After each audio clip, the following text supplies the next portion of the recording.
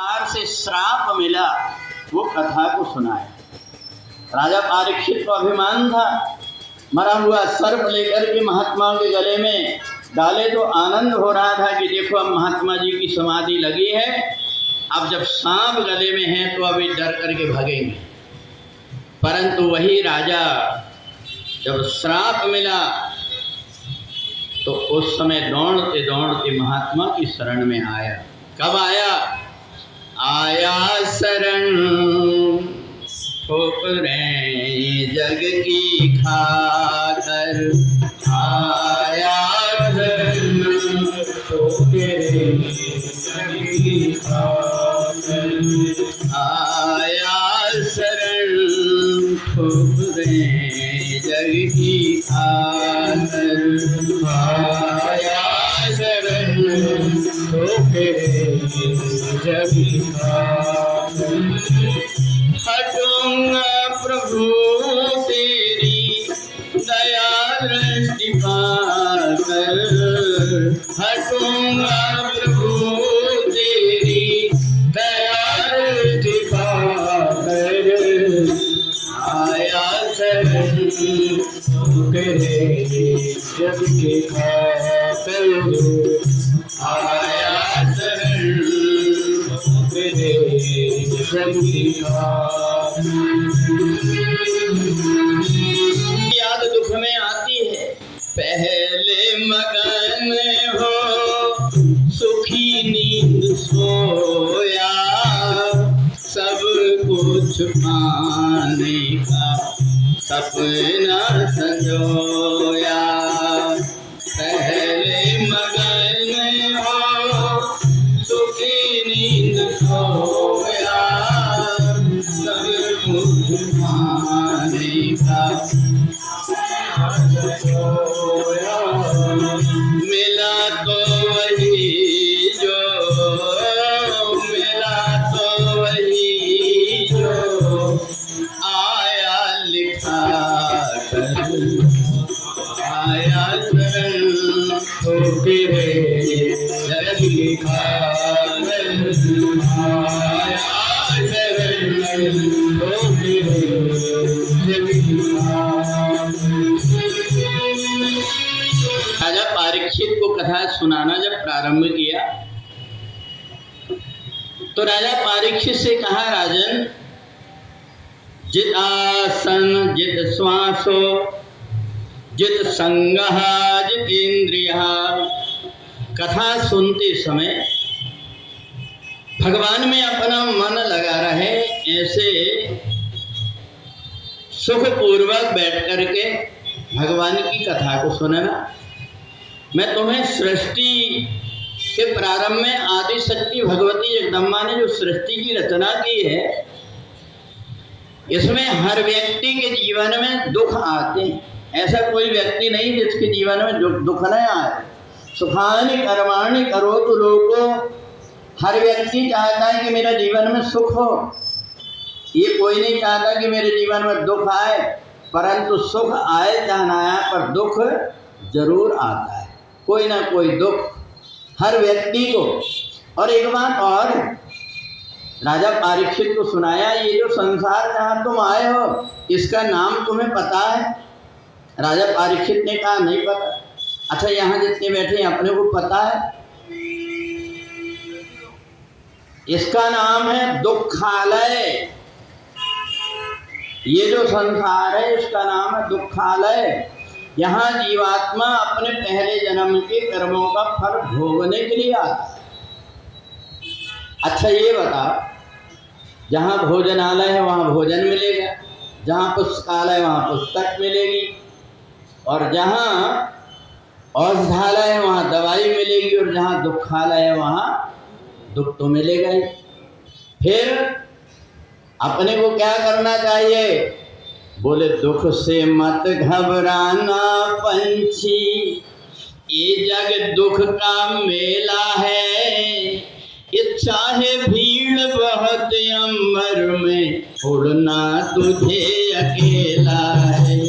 चाहे भीड़ बहुत अंबर में, उड़ना तुझे अकेले। छोटे पंख हैं तेरे लंबी गगन की दूरी, छोटे छोटे पंख हैं तेरे लंबी गगन की दूरी, बैठ जाए तो कैसे होगी तेरी मंजिल पूरी, बैठ जाए तो कैसे होगी तेरी मंजिल पूरी। उसी का नाम अमर है जग में, उसी का नाम अमर है जग में, जिसने संकट झेला है, सारे भीड़ बहुत अंबर में, उड़ना तुझे अकेला है, सारे भीड़ बहुत अंबर में, उड़ना तुझे अकेला है। तो कहा ये संसार में हर किसी को कुछ ना कुछ दुख भोगना पड़ता है। आदिशक्ति भगवती जगदम्बा ने पूरी पृथ्वी में जब महाप्रलय का समय आता है तो जल ही जल हो जाता है। आदिशक्ति भगवती जगदम्बा वटस्य पत्रस्य, भगवान बट के पत्ते पर छोटे से हैं, और भगवती आदिशक्ति जगदम्बा ने जब सृष्टि की रचना का समय आया तो उस समय ब्रह्मा विष्णु महेश तीनों देवताओं को प्रकट किया, और प्रकट करके अपने एक अंग से लक्ष्मी को, एक अंग से सरस्वती को उत्पन्न करके और ब्रह्मा और विष्णु को दे दिया। भगवान शिव को देख करके आदिशक्ति भगवती ने जगदम्बा ने कहा जब जब भी जरूरत पड़ेगी तब तब मैं तुम्हारे लिए अवतार लेकर के आऊंगी, क्योंकि तुम महायोगी हो। भगवान शंकर कौन है? योगी, और योगी ही नहीं महायोगी। सप्तऋषियों ने पार्वती जी से कहा कि भगवान भोलेनाथ ने तो कामदेव को जला लिया, तो क्या कही थी पार्वती ने? अरे तुम्हारे जान काम अब जा रहा, तुम्हारे जान अब लगी शंभु रहे सभी कारा, अब लगी शंभु रहे सभी कारा, हमरे जान सदा शिव योगी, हमरे जान सदा शिव योगी, अज अनबद्ध अकाम अभोगी, अज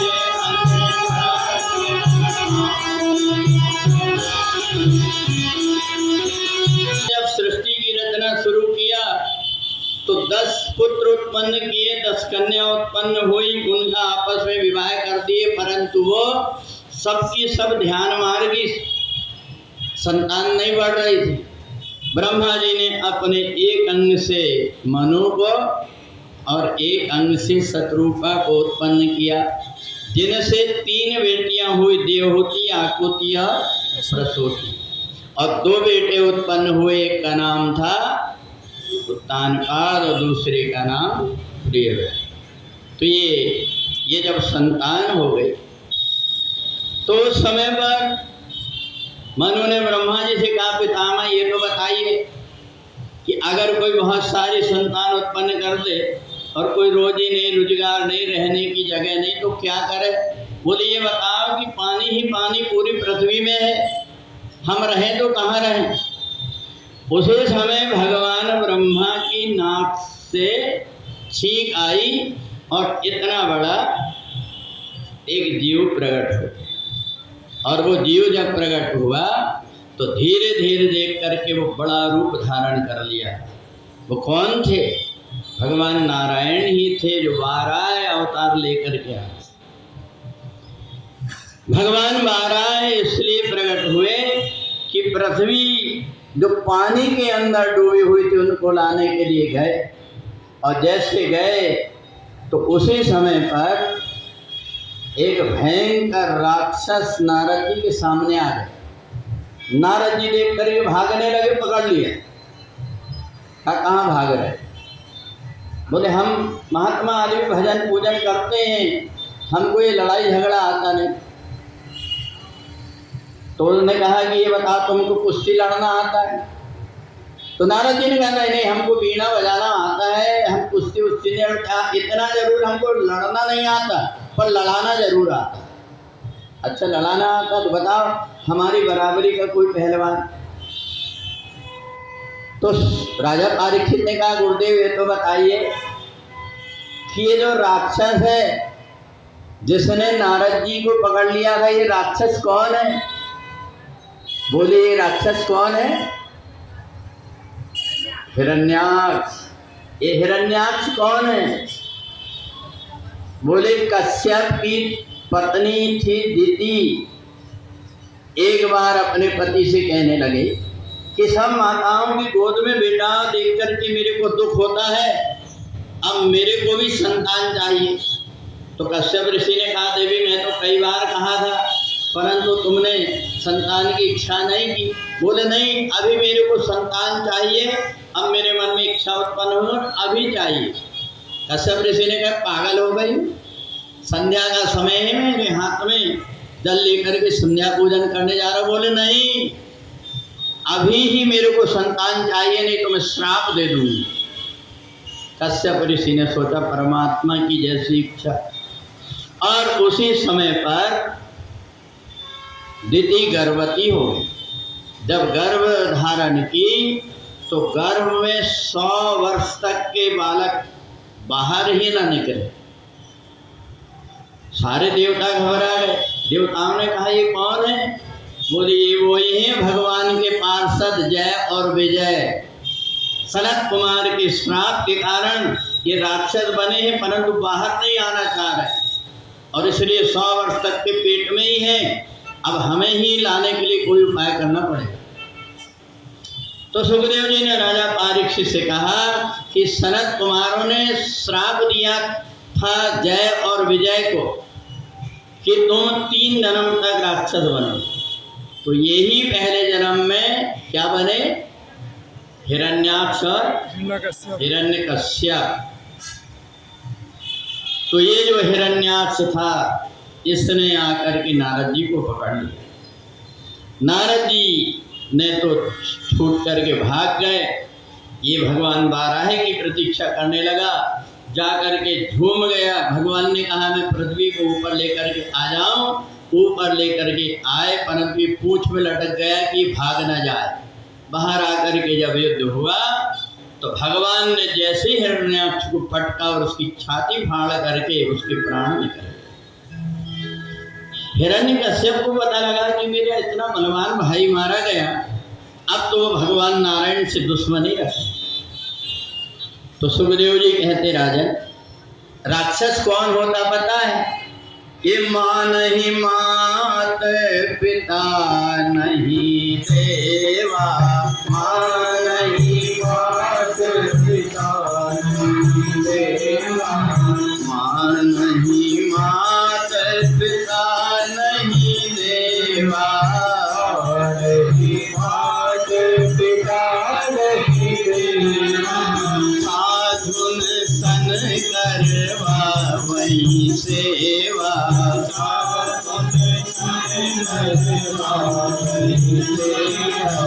जिनके यह आचरण भवानी, जिनके यह आचरण भवानी, सो जानहु निश्चर सब प्राणी, सो जानहु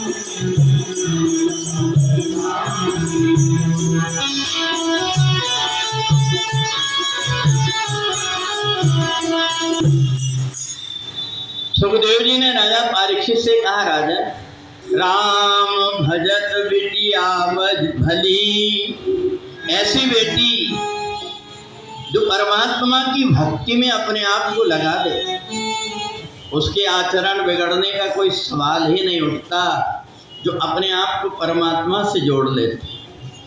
तो राम भजत बिटिया भली, वो बेटी बड़ी धन्य है जो परमात्मा की भक्ति करती। बोले ये जो देवहूति, आकुति और प्रसूति थी, तो देवहूति का विवाह हुआ था कर्दम ऋषि के साथ और विवाह के समय कर्दम ऋषि ने कहा, देवी विवाह के पहले मैं तुमसे कुछ कहना चाहता। विवाह के पहले लड़का लड़की से कुछ बात करना चाहते हैं। तो बोले मैं तुमसे कुछ बात करना चाहता हूँ। अभी आज के लड़के नहीं, आज के अगर कोई लड़के होते तो वो पहले लड़की से बात करने के लिए कहते कि अब कहाँ तक पढ़ी हो, उनके इतना पढ़े। तुमको भजन करके आता, भजन गाती है, कहते थोड़ा थोड़ा गा लेती। कुछ बजा करके आता है हारमोनियम वगैरह, तो कहती केसियो छोटा सा था, कभी कभी बजा लेते। और नाचना भी आता। तो लड़की शर्माते हुए कही कि जब सहेलियों के साथ रहती तो नाच ही लेती। तो लड़की ने कही, क्यों जी अब मैं भी कुछ पूछूं तुमसे? बोले हाँ पूछो। बोले तुम्हें तबला बजा के आता है? वो कहता नहीं, हम तो पूना में पढ़े, इंजीनियरिंग पढ़ते थे, बचपन से चले गए, हम ये तबला वाला बजाने नहीं आते। उन्हें कही क्यों रे बेईमान, गाऊं भी मैं, बजाऊं भी मैं, नाचूं भी मैं, तेरा बाप तबला बजाए? तो आजकल लड़का लड़की ऐसे पूछते हैं। परंतु कर्दम ऋषि ने कहा, देवी मेरी ऐसी इच्छा है, हमारे शास्त्रों में सबसे पहले ब्रह्मचर्य व्रत, फिर गृहस्थ, फिर वानप्रस्थ, फिर संन्यास।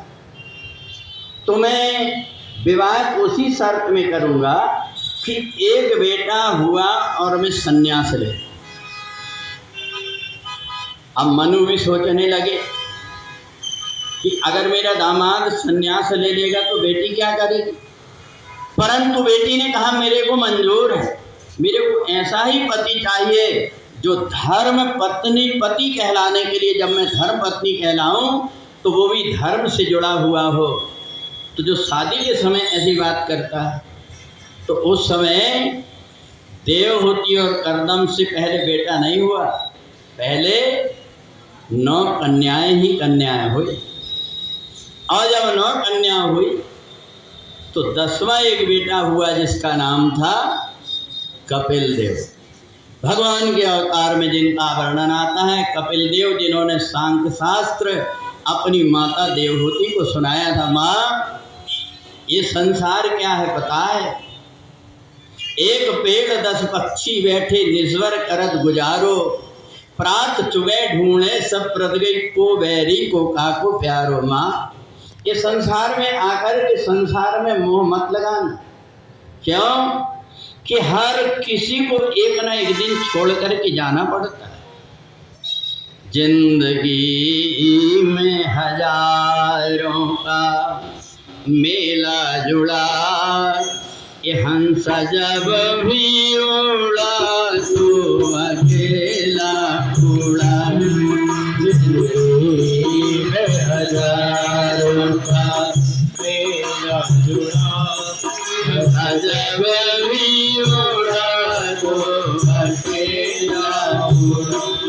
जिंदगी में हजारों का मेला जुड़ा, जब भी उड़ा तो अकेला उड़ा। जिंदगी में हजारों का मेला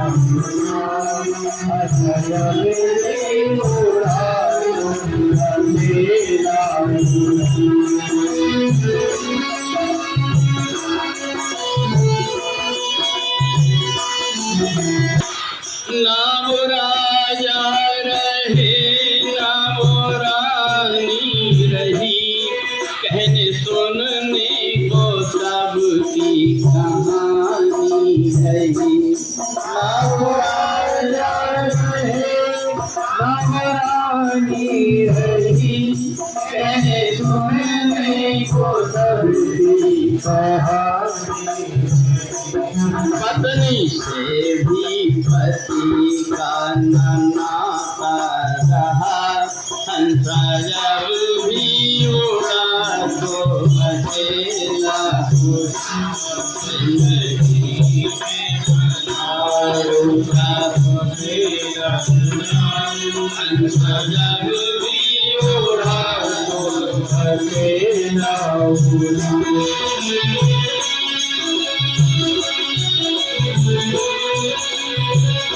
समझाते हैं कि माँ घर की नारी यहीं की यहीं रह गई, बेटा बेटी की ममता धरी रह गई।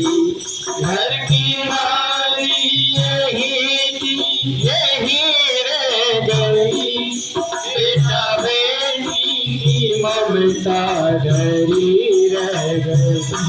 महल अटारी खड़े के खड़े रह गए, कार बंगला पड़े के पड़े रह गए।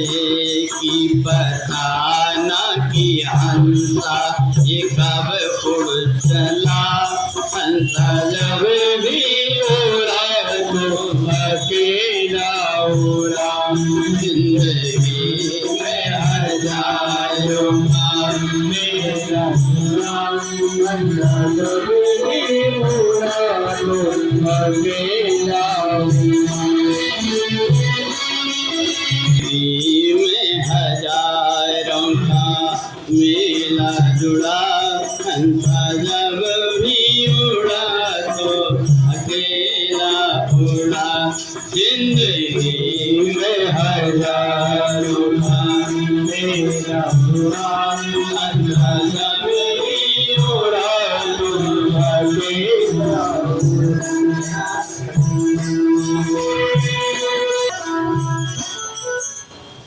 जहाँ संसार में जहाँ हम आए हुए हैं, यहाँ कोई नाता टिकता नहीं। एक ना एक दिन संसार को छोड़कर के जाना पड़ता है। और एक बात और, दुनिया के जितने नाते हैं वो सारे नाते एक ना एक दिन टूट जाते हैं। एक नाता परमात्मा का बच सकता है। अच्छा देखो, परमात्मा कितना निश्चिंत होकर के मनुष्य को भेजता है संसार में। जब वो आता है संसार में तो एक कपड़ा भी नहीं होता उसके पास, और यहाँ आकर के महल अटारी गाड़ी सब कुछ मिल जाता है। कितनी गारंटी के साथ भेजता है कि मैं तेरे को भेज रहा हूँ, मैं स्वयं तेरी रक्षा करूंगा, क्योंकि पहले जन्म में तूने मेरी याद किया। और इसलिए हम परमात्मा की याद करते हैं। और परमात्मा की जब हम याद करते हैं, अच्छा, और जब जाते समय संसार के व्यक्ति सब कुछ यहीं छुड़ा लेते। अगर कान में कोई जेवर पड़ा है तो भी उतार लेते, पर वो परमात्मा कहते हैं कि सब कुछ छोड़ कर के आ जा, पर मैं अपना धाम तेरे को दे दूंगा। ये सब इसलिए कि हम परमात्मा को अपना मानते हैं। तो संसार में आकर के परमात्मा को अपना मान लेता है, फिर उसको संसार के आगे हाथ नहीं फैलाना। जो परमात्मा की आराधना करता उसको अर्चक बोलते हैं, परंतु जो आकर संसार में दर दर की भीख मांगता उसको याचक बोलते। तो इसलिए परमात्मा के जो भरोसा रहता है, राम भरोसे जो रहे पर्वत पे हरियाणा। पेड़ जो पहाड़ के ऊपर रहते वहाँ पानी सींचे नहीं पहुँच जाते, परंतु अपने घर में पौधे लगाओ, उसमें पानी डालो तो सूख जाते, परंतु पेड़ देखो पर्वत। तो ऐसे ही परमात्मा की जो शरण को पकड़ लेता है, परमात्मा की शरण को जो पकड़ लेता है, उसको फिर संसार के आगे झुकना नहीं। तो इसलिए सुखदेव जी राजा परीक्षित से कहते, तुम्हारी आंख के आंसुओं को पोंछ लो। ये जो आंख में आंसू है, तुमको अभी मरने की कला नहीं पता। मरना तो इतनी अच्छी कला है, ये बूढ़े शरीर को रख कर के क्या करो।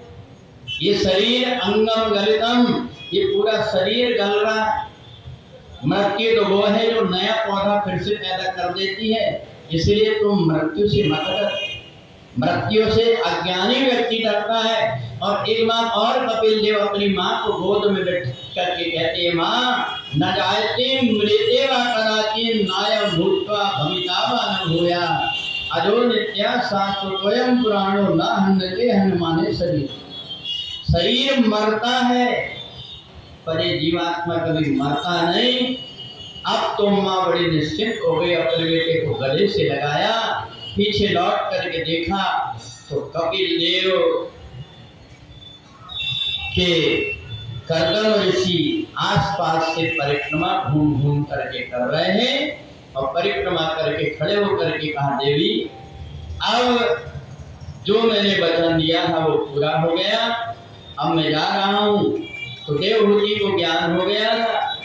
देवहूति को जब ज्ञान हो गया तो उसने पति के चरणों में गिर करके प्रणाम करके कहा, आप भी जाइए और मुझे भी आशीर्वाद दीजिए कि मैं भी परमात्मा में लग जाऊं। तो तब वहां कर्दम ऋषि ने कहा, जो बैठे हुए हैं यही परमात्मा है, यही अनेक रूप धारण करके आते जो तुम्हारी गोद में बैठे हैं, पर इनको बेटा मत मानना। सुखदेव जी कहते हैं, राजन भले कर्दम ऋषि ने कहा हो इनको बेटा मत मानना, परंतु वेद शास्त्र कहते हैं कि कोई नाता मत छोड़ना परमात्मा से। सबकी ममता साग बटोरी, सबकी ममता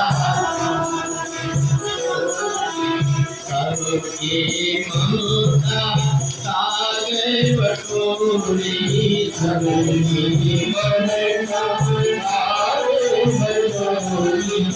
हम पद मनहु बाँट बटोरी, हम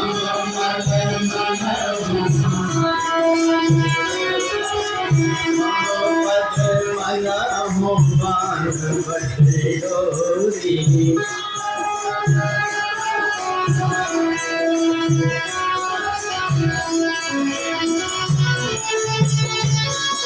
ऋषि सोचे कि कहीं बेटा के मुंह में ना उलझ जाए, इसलिए उन्होंने कहा। पर सुखदेव जी जैसे ज्ञानी कहते, परमात्मा से सब नाता मान लो, कोई भी नाता मत छोड़ो। परमात्मा से हर प्रकार के नाते जोड़ लो। पता नहीं बेटा के रूप में कब तुम्हारे काम आ जाएंगे, पति के रूप में मीरा जैसे कब काम आ जाएंगे, पिता के रूप में कब कैसे काम आ जाएंगे, परमात्मा के रूप में कब कैसे परमात्मा काम आ जाएंगे।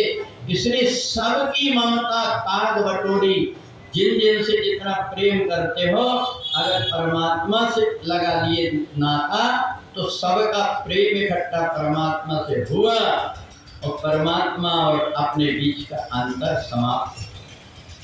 तो इसलिए परमात्मा से हर प्रकार के नाते को जोड़ दो। कपिल देव अपनी माँ को ज्ञान कराए, माँ समाधिस्थ लगा करके और उसी ज्ञान में मग्न होकर के अपने शरीर को गया।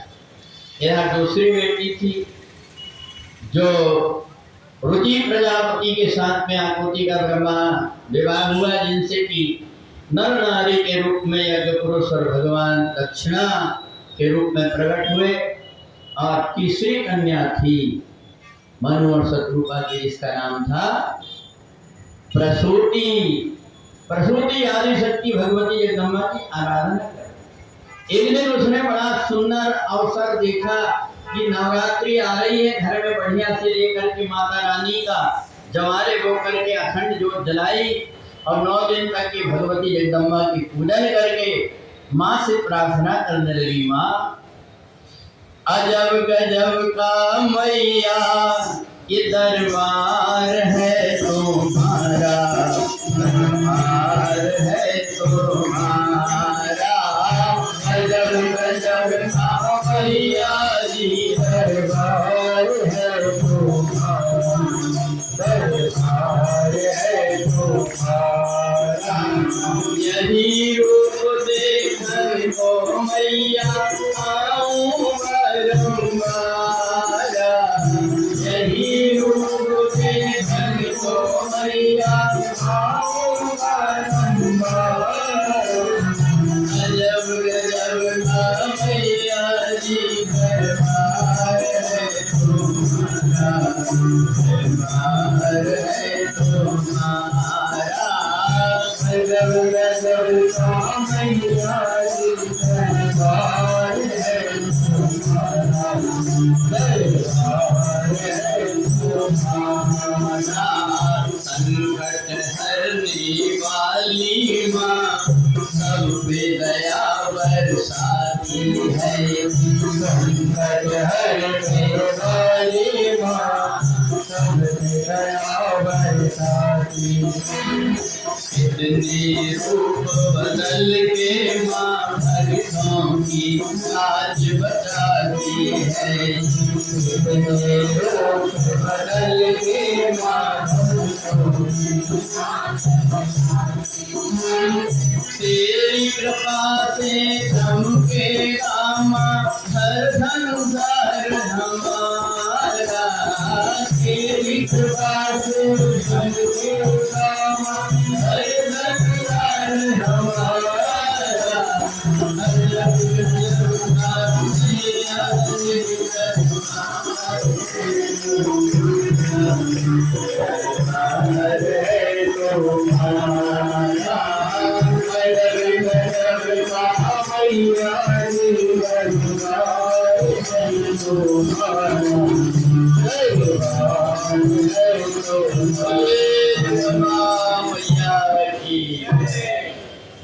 आज पूजा किशोरी की जगदम्बा की जैसे ही प्रार्थना की, माँ समझ गई, आंख में आंसू देखकर बेटी मैं खुद तेरे घर बेटी बन करके आऊंगी उस सती के रूप में। आदि शक्ति भगवती जगदम्बा उन्होंने देखा कि संसार में यत्र नार्या पूज्यंती रमंती तत्र देवता।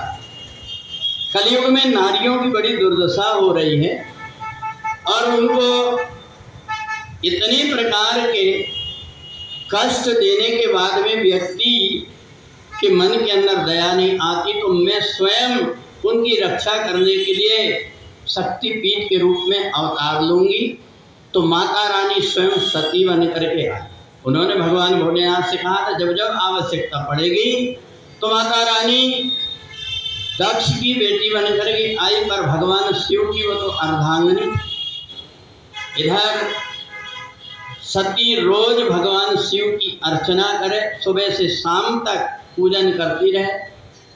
दक्ष ने मन में विचार किया, अब मेरी बेटी अगर विवाह ही करना है तो भगवान विष्णु से कभी शिव के पास रखा क्या? न रहने को घर है, न तो खाने पीने का उनका कोई ठिकाना नहीं है। भांग पी कर के सो जाएं, शमशान में जाकर के रह जाएं। अगर मेरी बेटी को विवाह करना ही है तो भगवान विष्णु से करे, इंद्र जो देवों के देवता उनसे करे। विवाह कर भी नहीं तो भोलेनाथ, परंतु वो तो आदिशक्ति थी। दक्ष ने मन में विचार किया अपनी चतुराई से कि ये छोटी है, इसी समय पर इसका विवाह कर देना चाहिए, नहीं बड़ी होकर कहेगी कि नहीं मैं अपनी पसंद का वर करूंगी। तो इसलिए सबसे पहले छोटेपन में विवाह करना। तो जब विवाह की बात आई तो ब्रह्मा जी ने धीरे से बुलाया सती को, देवी पता है तुम्हें, तुम्हारे पिताजी तुम्हारा विवाह करना चाहते हैं और तुम्हारा विवाह करना चाह रहे हैं, इसलिए अभी सावधान हो जाओ। तुम्हारा विवाह है वो शंकर के अलावा किसी के साथ भी कर देंगे। तो सती ने कहा कि मैं विवाह करने वाले नहीं। तो उस समय भगवान शिव के साथ में विवाह के लिए उनका तुरंत वहीं पर सारे देवताओं ने मिलकर के श्रृंगार कर दिया। भगवती सती के पैर में पायल पहना दिए और उनको लेकर के चुनरी उड़ा करके मांग भर दिए कि तुम सती आज से शिव जी की पत्नी कहलाए। अब इधर सती जब लौट करके आई तो देवताओं ने बड़ा विचित्र प्रकार का श्रृंगार किया था, इसलिए जैसे जब सती चलने लगी तो उनकी पैर की घुंघरू को सुन करके और जितनी भी 64 योगिनी सबकी सब नाचने लगी। छम छम छनन बाजे माई पाँव पे जनिया, छम छम छनन बाजे पाँव पे जनिया, मैया पाँव पे जनिया,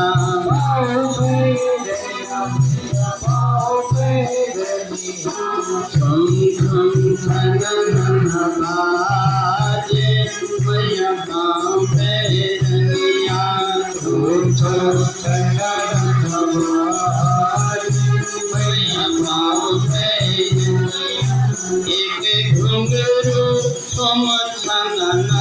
भोला, एक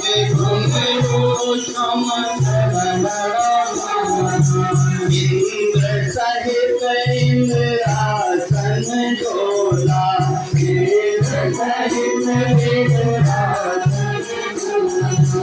नाचे चौसठ जोगिनिया, मैया माँ बहनिया, नाचे चौसठ जोगिनिया, मैया माँ बहनिया।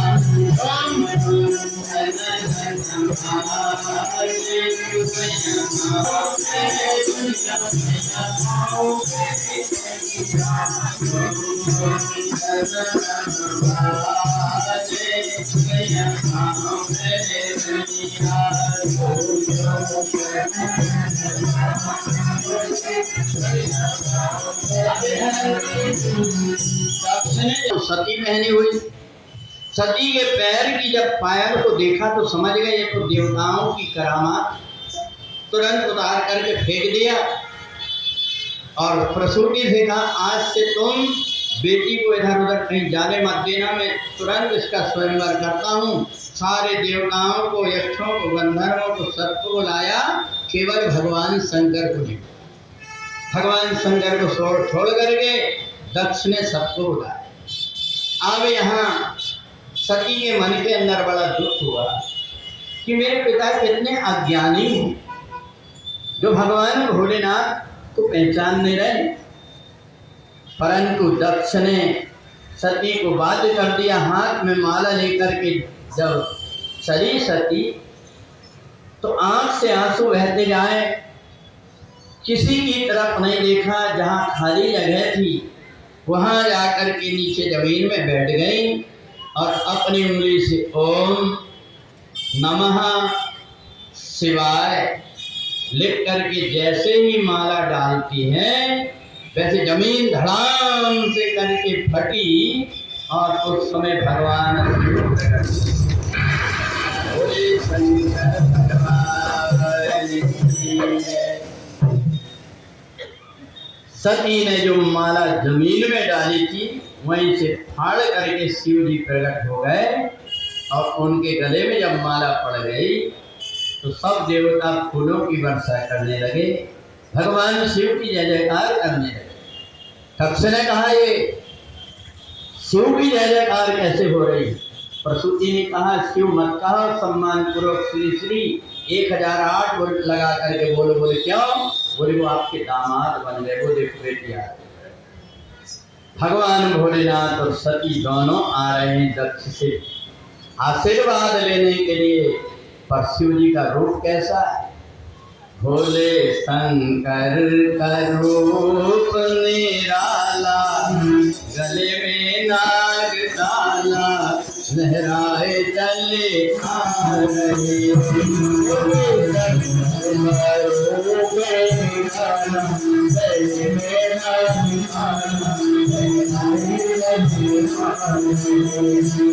ओले ओले अंग भूतले,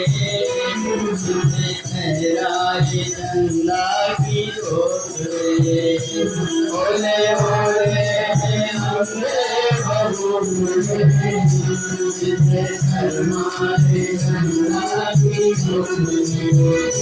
वो तो ऐसा बना है मत वाला, जहर पीने वाला, लहराए तले आ रहा है। बोले शंकर का रूप निराला,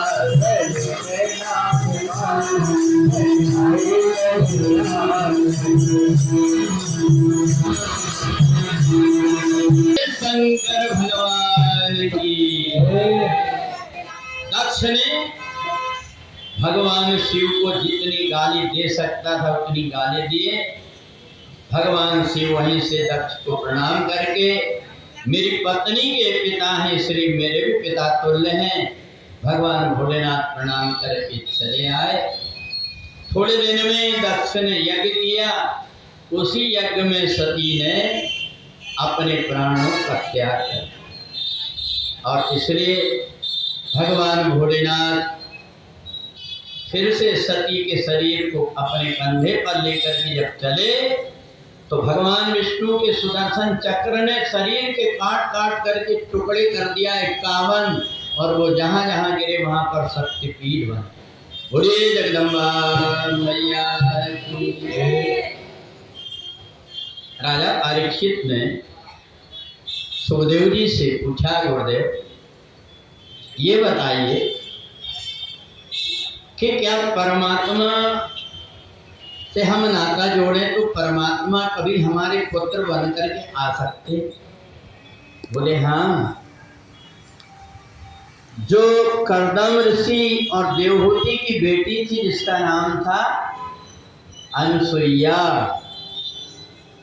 अनसुईया ने और अत्रि ने दोनों ने एक बार अनुष्ठान किया, और ऐसा अनुष्ठान किया भगवान प्रसन्न हो। भगवान ने कहा वरदान मांगो। तो अत्रि ने कहा जो परमात्मा सृष्टि को उत्पन्न करते हैं, पालन करते हैं, संहार करते हैं, उन परमात्मा को हम अपने नेत्रों से देखना चाहते हैं, हम उनकी सेवा करना चाहते हैं। तो देवताओं ने आशीर्वाद दे दिया तथास्तु कह करके, पर उनको अत्रि ऋषि को ये नहीं पता था कि हमने एक बेटा नहीं मांगे, कितने मांगे? 3 देवता जो सृष्टि उत्पन्न करता है, सृष्टि का पालन करता है और संहार करता है।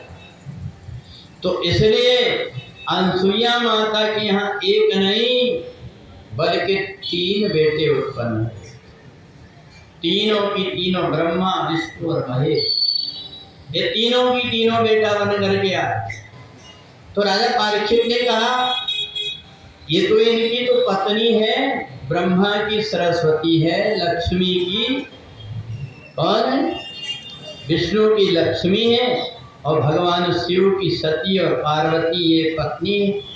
फिर ये बेटा बन करके कैसे आ गए? क्योंकि इनके तो कोई माता पिता का शिव जी के कोई पता ही नहीं। कहा एक समय की बात है, स्त्री जो है जाति का एक स्वभाव होता है, दूसरी कोई सुंदर महिला को देख करके उसकी बड़ाई वो कभी नहीं करती, कोई ना कोई बात की कमी निकाल देती। अगर वो कहेगी कि वो कितनी सुंदर है तो बगल वाली कहेगी हाँ सुंदर तो, पर मोटी भी तो है, कुछ ना कोई बात निकाल देती। तो नारद जी ने एक बार सरस्वती पार्वती लक्ष्मी से आकर के माता सती अनसुईया की बड़ाई कर, और बड़ाई क्या कर दिए कि देवी अनसुईया को मैंने देखा कि वो हर दिन भगवान की पूजा करती है, और क्या बोलती पता है? भगवान को कहती है कि तुम कभी न कभी हमारे घर में आओ, हर दिन तुमको बुला रहे हैं, कोई तो नाता जरूर होगा, हर दिन तुमको बुला रहे हैं, कोई तो नाता जरूर होगा, हर दिन तुमको बुला रहे हैं, कोई तो नाता जरूर होगा, हर दिन बुला रहे हैं, कोई तो नाता जरूर होगा, नजरों में तुमको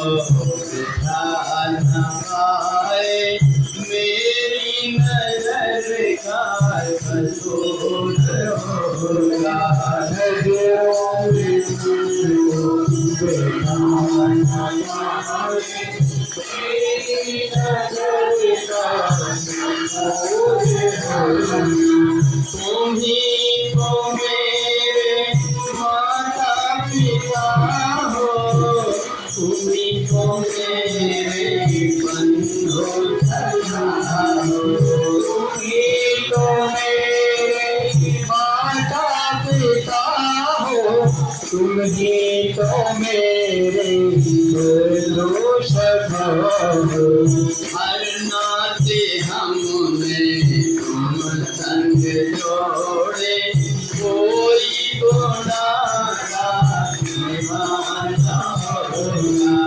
हर नाते हमने तुम संग जोड़े, कोई तो नाता निभाना होगा। हर दिन तुमको बुला रहे, कोई तो नाता जरूर होगा। हर दिन तुमको बुला रहे, कोई तो नाता जरूर होगा। दिल में समा गई तस्वीर तेरी, दिल मेरा बन गया तारीर तेरी। दिल में समा गई तस्वीर तेरी, दिल मेरा बन गया तारीर तेरी। हम में ही रह कर हमसे ही पर्दा उठाना जरूर होगा। हम में ही रह कर हमसे ही पर्दा उठाना जरूर होगा। हर दिन तुमको बुला रहे हैं, नाता जरूर होगा। हर दिन तुमको बुला रहे हैं, कोई तो नाता जरूर होगा।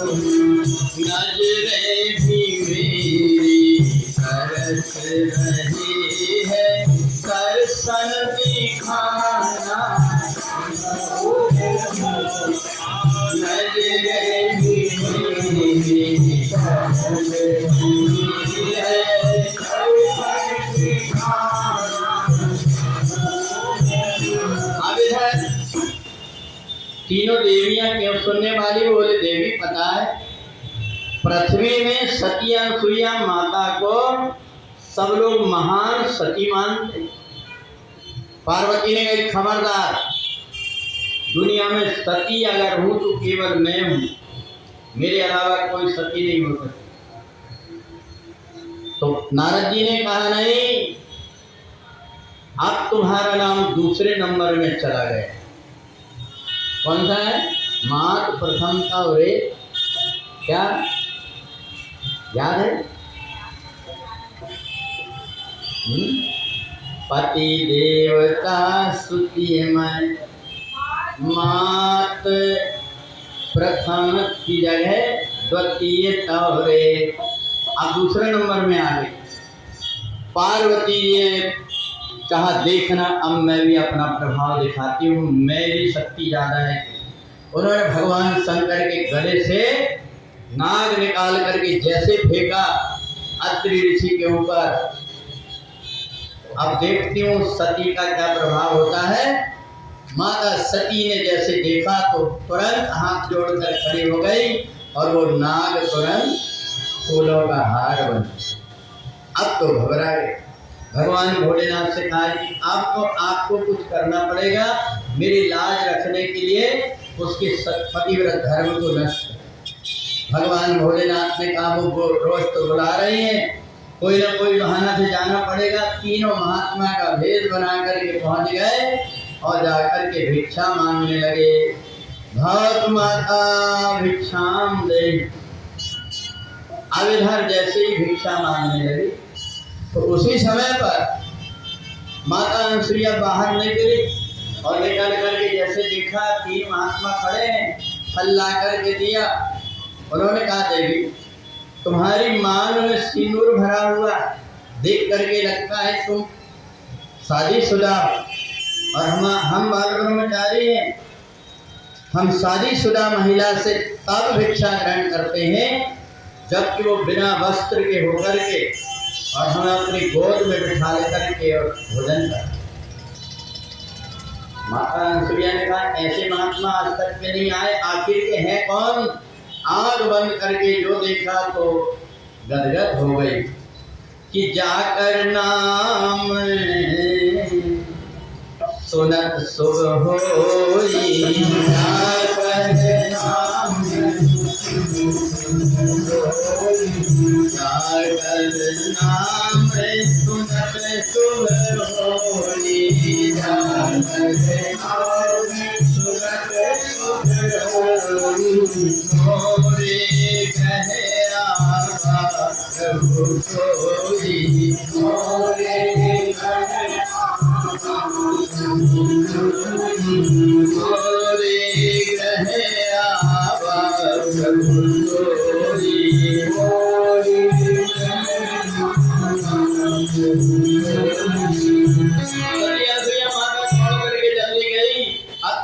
ध्यान में बैठे हुए थे। बोले महाराज क्या देख रहा है? बोले देवी बड़ा विचित्र दृश्य देख रहा है। बोले क्या? बोले मैं ये देख रहा हूँ मेरी कुटिया के सामने तीनों देवता है। बोले सच देख रहे हैं आप? वो देखो तीनों की तीनों खड़े। क्या बता रहे? तीनों देवता। जो देखा तो महात्मा के देश में खड़े। बोले महाराज मैं तो धर्म संकट में पड़ गई। बोले क्या? बोले यो महात्मा जिद कर रहे हैं कि बिना वस्त्र के होकर के और गोद में लेकर के हमको भोजन करा। कहा देवी परमात्मा से क्या संकोच, तुम तुरंत जो कुछ कह रहे हो तुरंत पूरा कर दो। परंतु फिर भी उन्होंने मर्यादा को रखने के लिए हाथ में जल लेकर के कहा हे गंगा मैया, यदि मैंने मन वचन कर्म से अपने पति को परमेश्वर माना है तो ये तीनों देवता छोटे छोटे 6 महीने के बालक बन जाए। तीनों की तीनों देवताओं को माता ने 6 महीने के बालक बनाए। बोलिए सत्यानसुईया माता की। अब तो बड़ा चमत्कार हो गया।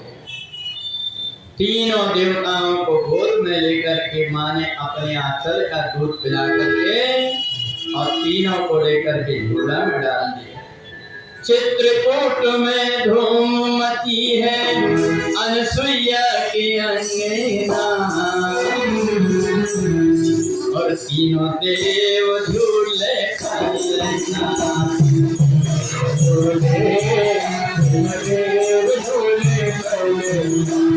चित्रकूट में धूम मची है, चित्रकूट में धूम मची है अनसुईया के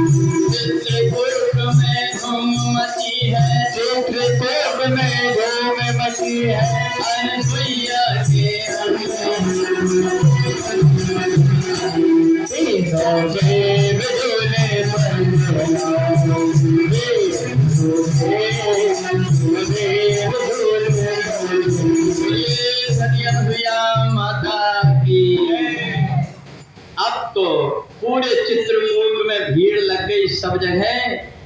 अनसुईया के आश्रम में जगह नहीं। अब इधर नारद जी ने जाकर के आग लगा दी है तीनों देवियों। बोले मैया गजब हो गया। गजब? बोले क्या? बोले आपसे बढ़कर के प्रभाव। आपने सांप भेजा तो उनने फूल माला बना दी और तुमने अपने पति को भेजा तो उनने बेटा बना लिया। बेटा बना दी? बोले हाँ। और मैया वो बात से भी मेरे को दुख नहीं, परंतु मैंने वहां सुन करके आया कि 2-4 लगन पत्रिका आ गई, उनकी शादी की बात भी चल रही।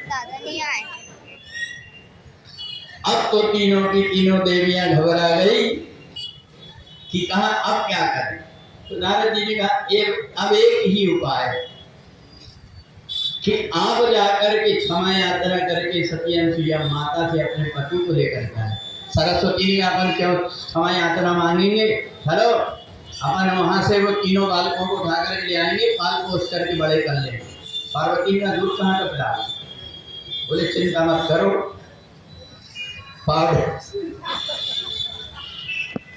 उनको पालने के लिए दूध कहाँ से पिलाओगे, 6 महीने के बालक। कहा तुम चिंता मत करो, जो भी हो घर में तो लेकर के आए। अब इधर तीनों देवियां चली, सरस्वती ने उठाओ अपने को, एक एक उठाओ भगो। जैसे जाकर के उठाने लगे, नारद जी ने चमका दिया, बोले देवी खबरदार। बोले क्यों?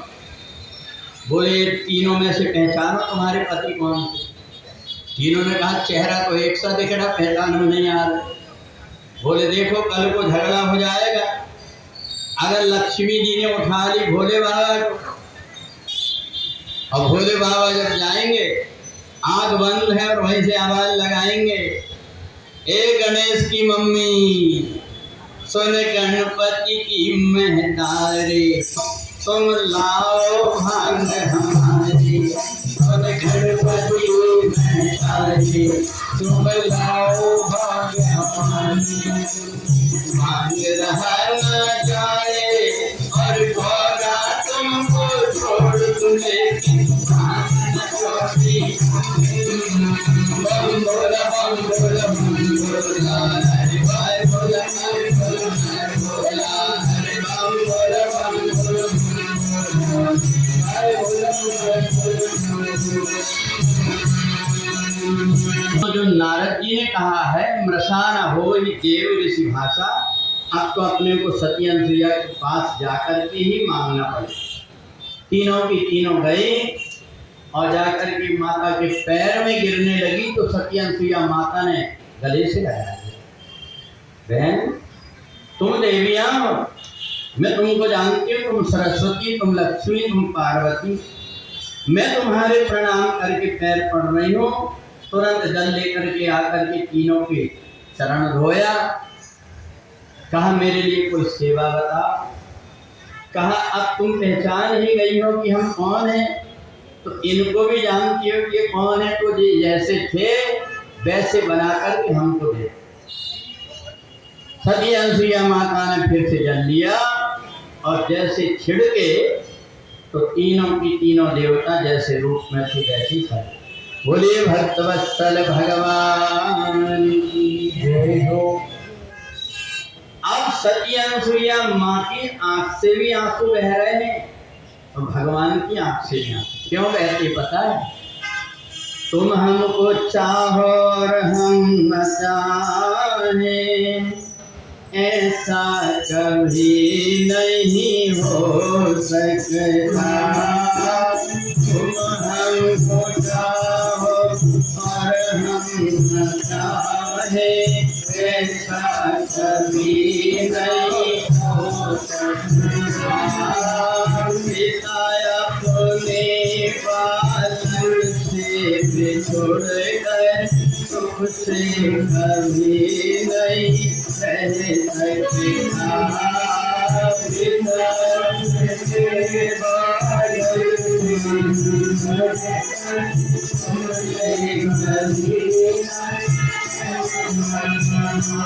हरि नाम न भुलाना मन से, नाम लेने में बड़ा मुस्कुरार है।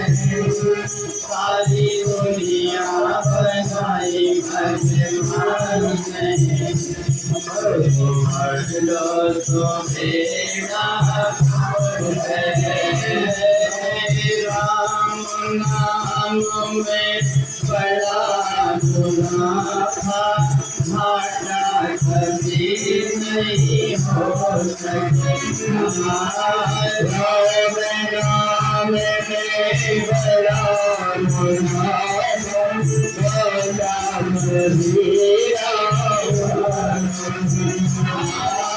भज मेरी मन तो नारायण को तीर्था जन्म क्यों होगा,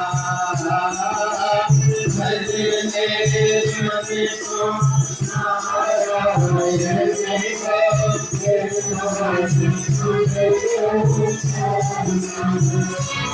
भगवान इसलिए हो रहे हैं कि जो सुख मिला माँ की गोद में वो पति बनने में नहीं मिला, जगत पति बनने में नहीं मिला, परमेश्वर बनने में नहीं मिला। जो आनंद मिलता है किसकी गोद में? माँ की गोद। तो भगवान इसलिए रो रहे थे, अत्रि ऋषि चरणों में गिर गए, हमसे कोई गलती? बोले हमें जो सुख मिला है इस सुख के लिए मन तरस रहा है, मन तृप्त नहीं हुआ, इसलिए हम तीनों तुम्हारे घर में बेटा बन करके आएंगे और तीनों देवता अत्रि और अनसुईया के यहाँ बेटा बन करके आए। ब्रह्मा जी क्या बन के आए? चंद्रमा। भगवान विष्णु क्या बन करके आए? और भगवान शिव, ये तीनों की तीनों बेटा बन करके आए। तो इसलिए देखो इधर मनु और शत्रुपा ने जब सुना तो मनु और शत्रुपा को सुनकर के बड़ा दुख लगा कि बताओ हमारी बेटी ने तीनों देवताओं को बेटा बना दिया। इतने में नारद जी ने कहा सुनो, तुम्हारी बेटी अकेले नहीं, तुम्हारा एक और नाती है, उत्तानपाद का बेटा, जो कि सुनीति का बेटा था। एक दिन जाकर के वो राजा की गोद में बैठा और सुरु जी ने उठा करके नीचे पटक दिया कि देख, अगर तू राजा की गोद में बैठना चाहता है तो वन में जाकर के तपस्या कर, मेरे पेट से जन्म ले तब तू राजा की गोद में बैठेगा, और नहीं तो सुनीति की गोद से पैदा होकर राजा की गोद में नहीं बैठेगा। राजा की गोद में बैठेगा तो केवल मेरा बेटा कौन? उत्तम बैठे। ध्रुव ने मन में विचार किया, जब मैं तपस्या करने जाऊंगा तो किसी साधारण राजा का बेटा क्यों बनूं, फिर तो मैं परमात्मा का ही बेटा बनूंगा और अपनी माँ की शरणों में जाके गिरे। माँ, आज तक मैंने तुमसे कुछ नहीं मांगा, आज मेरे सिर के ऊपर हाथ रख करके मेरे को वरदान दे दो कि मैं अपने नेत्रों से परमात्मा के दर्शन कर लूं। क्या बेटा, भगवान का मिलना सरल नहीं, बड़े कष्ट उठाना पड़ता है। कभी हलवा पूड़ी खाने को तो कभी भूखे भी रहना। बोले इतना कष्ट उठा लेगा? बोले हाँ माँ, ये शरीर एक न एक दिन को जाएगा, इसलिए मैं जरूर कष्ट उठा लूंगा, बस आशीर्वाद दे दो। माँ ने कही बेटा, मैंने अपने गुरुजी से एक मंत्र सुना है, 12 अक्षर का मंत्र। कहते हैं वो मंत्र जो कोई जपता है जिस भावना से उसकी इच्छा पूरी होती है। माँ ने अपने बेटे को मंत्र बता दिया। कौन सा मंत्र? ओम नमो भगवते वासुदेवाय, ओम नमो भगवते वासुदेवाय, ओम नमो भगवते वासुदेवाय, ओम नमो भगवते वासुदेवाय, ओम नमो भगवते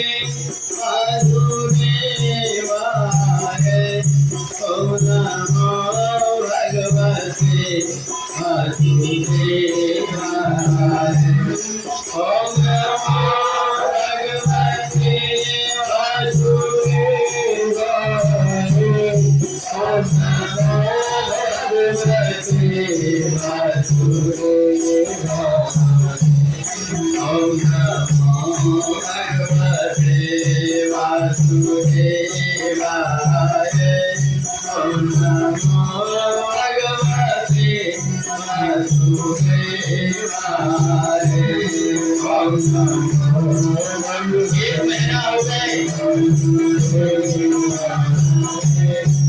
लगे कि अंधेरे में हर मन भाग के यही मंत्र जपता ओम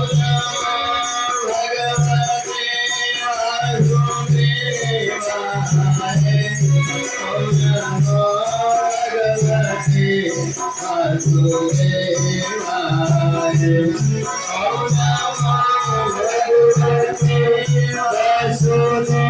वासुदेवाय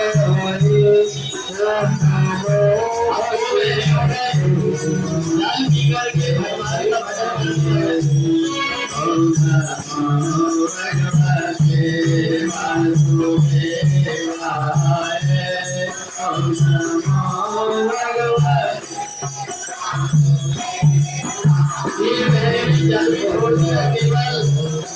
एक पैर पर खड़े होकर के नमस्कार करने लगे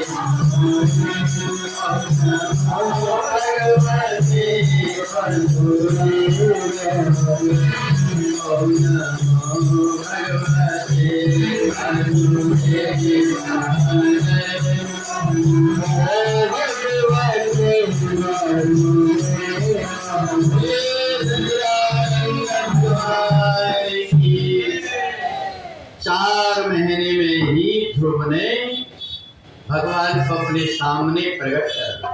भगवान नारायण लक्ष्मी जी के साथ में जैसे ही ध्रुव के सामने प्रकट हुए, देवता सोचते हैं कि पता नहीं ध्रुव इंद्र का पद मांग लेंगे, क्या मांग लेंगे कोई पता नहीं। पर ध्रुव छोटा था बालक, 5 साल का, कुछ बोलना नहीं आ रहा था। कैसे बोले? भगवान विष्णु समझ गए कि इनको तो ओम नमो भगवते वासुदेवाय के अलावा कुछ नहीं आता। तुरंत भगवान ने जैसे ही शंख छिलाया और ध्रुव के मुंह से आवाज निकली, यो अंतः प्रविष्ट मम वाचमिमां प्रसुप्तम्। जो परमात्मा अंदर छिपी हुई चेतना को हाथ पैर सब कुछ जागृत करके और चेतना प्रदान करता है, वो परमात्मा मेरे सामने खड़े हुए हैं। मेरे पूरे जीवन को धन्य आज मान करके भगवान से जब प्रार्थना करने लगे तो बड़े बड़े देवता भी देख करके आश्चर्य करने लगे कि देखो छोटा सा बालक भगवान की कैसी प्रार्थना कर रहा है। भगवान ने कहा ध्रुव बस करो, ये बताओ तुम चाहते क्या? लक्ष्मी जी ने कहा तुम उस बालक से पूछ रहे हो जिसको कुछ बोलना नहीं आता। भगवान ने कहा ये गोद से सौतेली माता ने इसको नीचे ही बिठाला है, इसलिए मैं सबसे पहले इसको आसन दूंगा। और उत्तर दिशा की तरफ भगवान ने एक उत्तम सिंहासन बना करके रख दिया, जिसको हम लोग ध्रुव लोक के रूप से कहते हैं। आज जब अपन कथा कर रहे हैं तो आज भी बालक ध्रुव, भक्त ध्रुव बैठ करके सुन रहे होंगे और वो सब भक्तों को जैसे उनको भक्ति मिली वैसे भक्ति परमात्मा की मिले ऐसा आशीर्वाद देते हैं। बोलिए भक्तवत्सल भगवान की जय। भगवान ने कहा सुनो ध्रुव, मैंने तुमको बिठाल तो दिया है, तुम यहीं बैठोगे महाप्रलय तक, पर अभी थोड़े दिन तुमको राज्य करना है। उत्तम मारा गया है अक्षों के द्वारा, तुम जाकर के राज्य करो। उत्तम लौट करके आया, सौतेली माँ आज सनम से नीचे से करके खड़ी है। सबसे पहले जाकर के ध्रुव उन्हीं के चरणों में गिरा, माँ तुम्हारी कृपा से मेरे को आज सब कुछ। तो ऐसे ध्रुव की कथा जब सुना मनु ने, तो मनु भगवान के पास जाकर के रोने लगे। होई न विषय वैराग भवन बसत भाचौथपन, हृदय बहुत दुख लाग, ये जन्म गयऊं हरि भजन बिना। करें तो क्या करें, बरबस राज सुतहि कब दीना, बरबस राज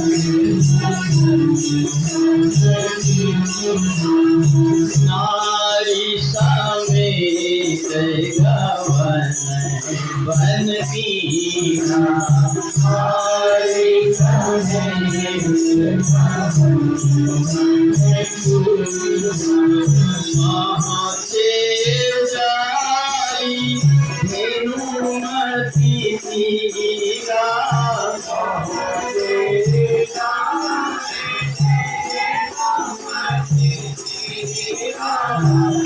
हरती नहाए निर्मल कीरा।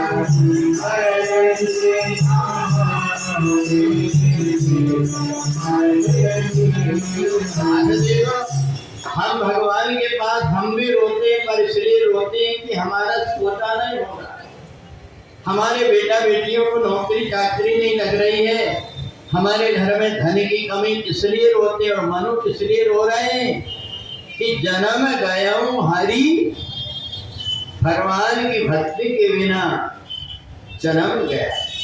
अच्छा देखो, कभी हमको कभी ऐसे रोने का मौका मिलता है कि हम भी परमात्मा के सामने बैठ कर के कहें कि परमात्मा हमारे जीवन को भी सार्थक बना, क्योंकि संसार में अभागा कौन है?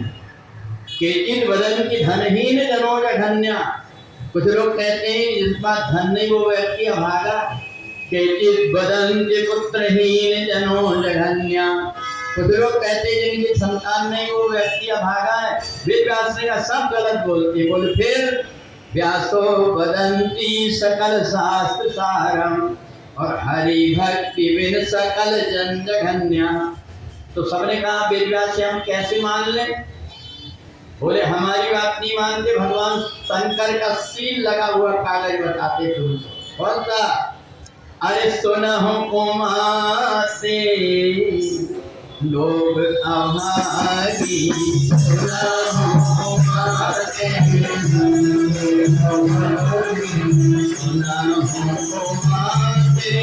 लोग अभागी, सुनहु कुमाते हरि हरि होई कुशल अनुरागी, हरि हरि हरि हरि होई कुशल अनुरागी, हरि हरि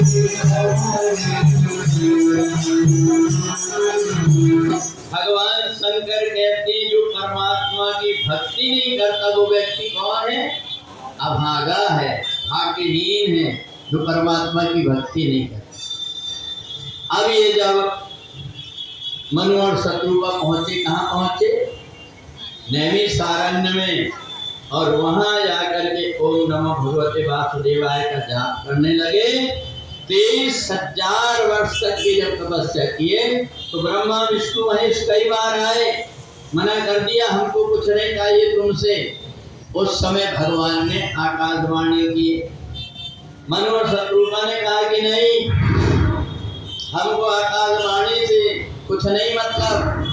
तो बोले क्या चाहते हो? देखें हम स्वरूप भर लोचन और कृपा करहु प्रणतारति मोचन। ये परमात्मा भगवान शंकर के हृदय में और कालभूषण जी के हृदय में जो रूप आपका है, उस रूप का हम दर्शन करना चाहते हैं। भगवान ने कहा देवी सुन रही हो ना, अब मेरे को मत कहना मैं छोटा सा बालक बन रहा हूँ, ऐसा कन्हैया जैसा। बोले क्यों? बोले भगवान शंकर और कालभूषण के हृदय में कौन सा रूप? बंदो बाल रूप सोई राम। वो भगवान इतने सुंदर किलकारी मारते हुए जब नीचे आए तो मनु और शत्रुपा दोनों की दोनों नाचने लगे। अरे तेरी बाकी अदा ने ओ सांवरे, मुझे तेरा दीवाना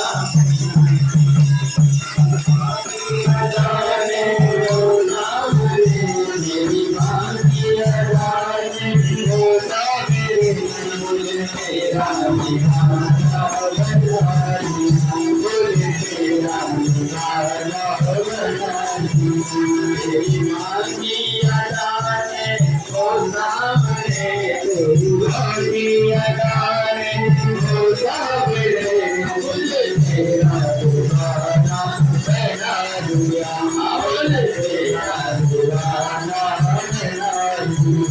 तेरी माँ की अदाने ओ सामने, तेरी माँ की अदाने ओ सामने, तेरी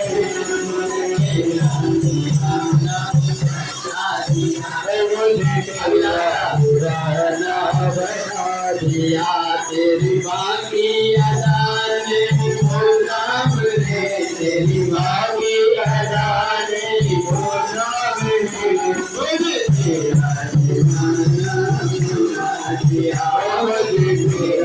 अदाने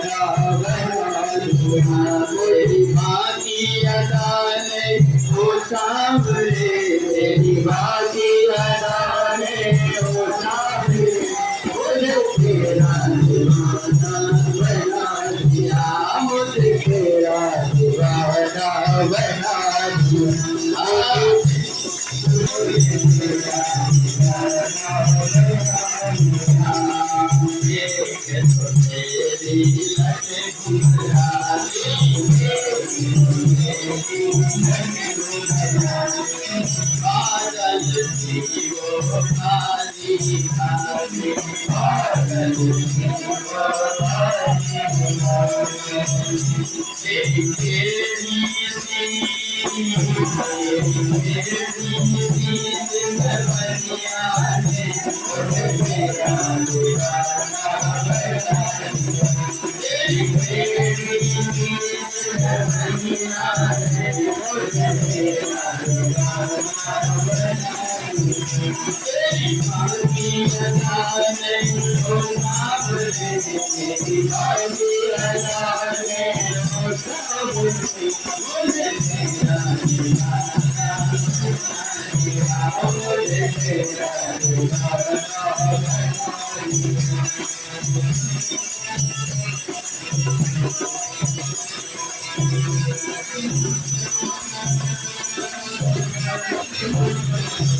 नाचने में आनंद में मग्न हो गए। और जब नाचने में मग्न हो गए तो उस समय भगवान ने कहा अब तो कुछ मांग लो। तो कहा केवल हमारे मन के अंदर एक इच्छा थी वो तो पूरी हो गई। क्या पूरी हो गई? बोले देखई हम स्वरूप भर लोचन, हम अपनी आँख से देखना चाहते थे वो देख ली, अब हमें और कुछ नहीं चाहिए। भगवान ने कहा तुम्हारी इच्छा तो पूरी हो गई पर मेरी तो अधूरी रह गई, अधूरी रह गई। अब भगवान ने योग माया से कहा कि तुम एक काम करो कि तुम ऐसी प्रेरणा करो कि ये मनो शतरूपम मेरे को मांग ले अपने बेटा के रूप। तो जैसे ही योग माया हाथ जोड़ करके बोलने लगे क्या? दानी सिरो मनी कृपा निधि नाथ कहो सतभाव,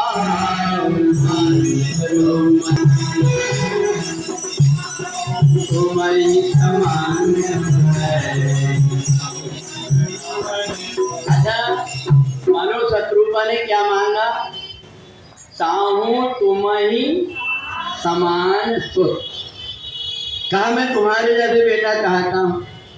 भगवान ने कहा लो मेरा काम तो अधूरा ही रह गया, मैं खुद बेटा बनने के लिए चाहता हूँ और ये कह रहे हैं कि तुम्हारे समान। तो भगवान ने कहा आप सरिस खोजो कहाँ जाए और न बताओ तनय खूब में आई, मैं खुद तुम्हारा बेटा बन करके आऊँगा। अब तो वही मनु और शत्रुपा भगवान से हाथ जोड़ करके खड़े हैं। तो भगवान ने शत्रुपा से कहा देवी तुम भी तो कुछ मांग लो। तो शत्रुपा ने क्या बोला कि जो बैरनाथ चतुर्नाथ मांगा,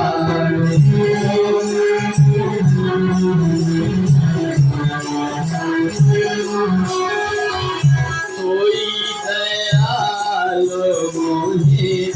अति प्रिय लागा।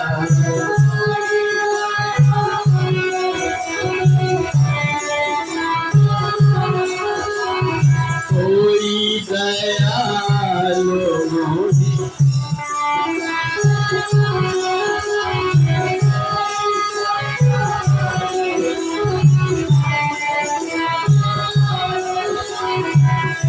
अब इधर शत्रुवास से भगवान ने कहा नहीं नहीं, तुमने बराबरी से तपस्या की, तुम्हें कुछ अलग से मांगना पड़ेगा। तो कहा सोई सुख सोई गति सोई भगति सोई निज चरण सने। सोई गति सोई भगति सोई विवेक सोई रहनी प्रभु हमनी कृपा करिए। सोई विवेक सोई रहनी प्रभु।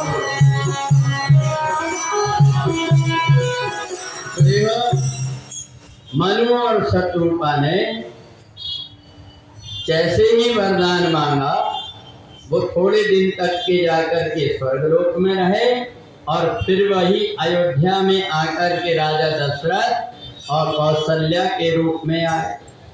अब इधर महाराज दशरथ की तीन रानियां थी, कोई संतान नहीं थी, इसलिए राजा दशरथ ने श्रृंगी ऋषि को बुला करके यज्ञ कराया और यज्ञ से कितने बेटे हुए?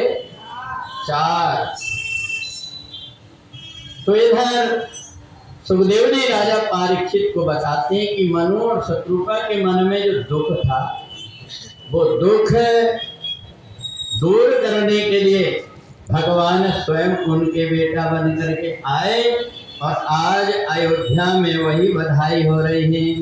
4 4 प्रगटे ललनवा अवध में बाजे बलवा। अवध में बाजे बलवा। 4 प्रगटे ललनवा अवध में बाजे बलवा। 4 प्रगटे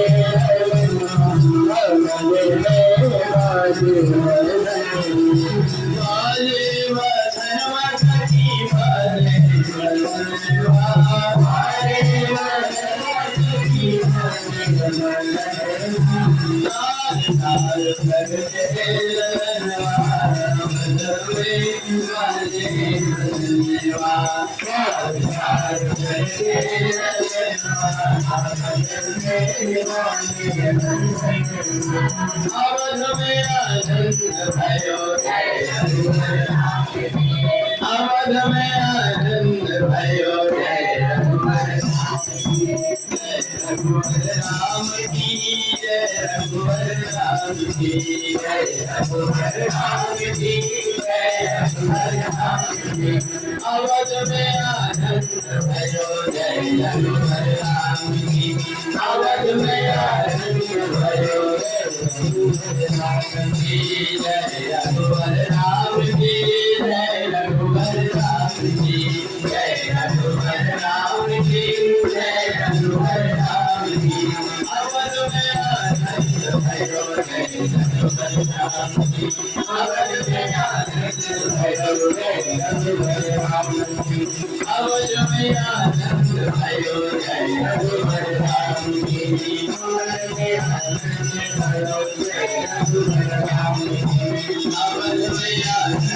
में भी कोई परमात्मा इस रूप में आ सकती। कहा कलयुग में भी कई ऐसी माताएं हुई हैं जिनके कारण भगवान को अनेक रूप लेकर आना पड़ा। कुछ को भगवान ने अपने में मिला लिए, कुछ को जिस रूप में चाहती थी दर्शन दिए। एक बार महाराष्ट्र में संतों की टोली जा रही थी और संतों की टोली जब जा रही थी तो उस समय पर जिस गांव से निकली वहां एक भगवान विठल की एक बड़ी भक्त रहती थी। उसका नाम क्या था? सकुबाई। हाँ, सकुबाई। तो सकुबाई ने जब देखा, पानी लेने के लिए गई थी, और पानी लेने के लिए जब वो गई तो उसने देखा कि संत महापुरुष टोली लेकर के भगवान विट्ठल के दर्शन करने जा रहे हैं। तो उसने अपनी गुंडी लेकर के पड़ोसन को पकड़ा दी और वो टोली में उनके साथ में पंढरपुर दर्शन करने चले और गाते हुए बढ़िया, विट्ठल विट्ठल विट्ठला पांडुरंग विट्ठला, विट्ठल विट्ठल विट्ठला पांडुरंग विट्ठला, विट्ठल विट्ठल विट्ठला पांडुरंग विट्ठला, विट्ठल विट्ठल विट्ठला पांडुरंग विट्ठला, विट्ठल विट्ठल विट्ठला विट्ठल विट्ठल विट्ठला पांडुरंग विट्ठला, विट्ठल विट्ठल विट्ठला पांडुरंग विट्ठला, विट्ठल विट्ठल विट्ठला पांडुरंग विट्ठल, विट्ठल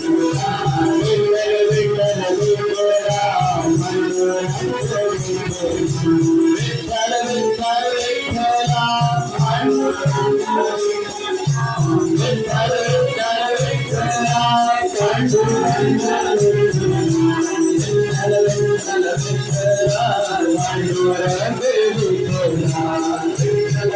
विट्ठल विट्ठला पांडुरंग विट्ठला।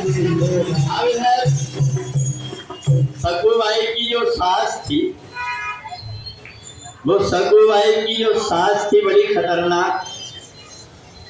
पड़ोसन ने गुंडी ला करके दी, बोले सकू कहाँ है? बोले वो तो संतों के साथ में गई पंढरपुर दर्शन करने के लिए।